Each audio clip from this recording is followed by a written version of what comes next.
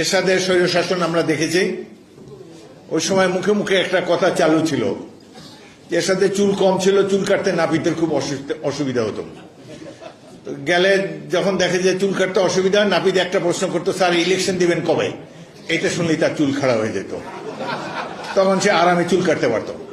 এই সরকারদের একই অবস্থা, ইলেকশনের কথা বললেই তাদের চুল খাড়া হয়ে যায়। বা ইলেকশন কি কোনো অন্যায় কাজ, অপকর্ম? গত 16-17 বছর আমরা জীবন দিয়েছি, বারবার জেলে গিয়েছি। নিরপেক্ষ তত্ত্বাবধায়ক সরকার, ইন্টারিম সরকারের প্রধান চারিত্রিক বৈশিষ্ট্য হবে নিরপেক্ষতা। তারা সবাইকে সমান দৃষ্টিতে দেখবেন। এখানে বসে কিংস পার্টি করার চেষ্টা আপনারা করবেন না। প্রফেসর ইউনূস অত্যন্ত সম্মানিত ব্যক্তি, তার কোনো অভিজ্ঞতা নাই রাষ্ট্র পরিচালনায়, তার সাফল্য আমরা দেখতে পাচ্ছি না, তবুও আমরা তাকে সমর্থন জানাবো, কারণ দেশে বিদেশে সবখানে তিনি একজন নোবেল লরিয়েট।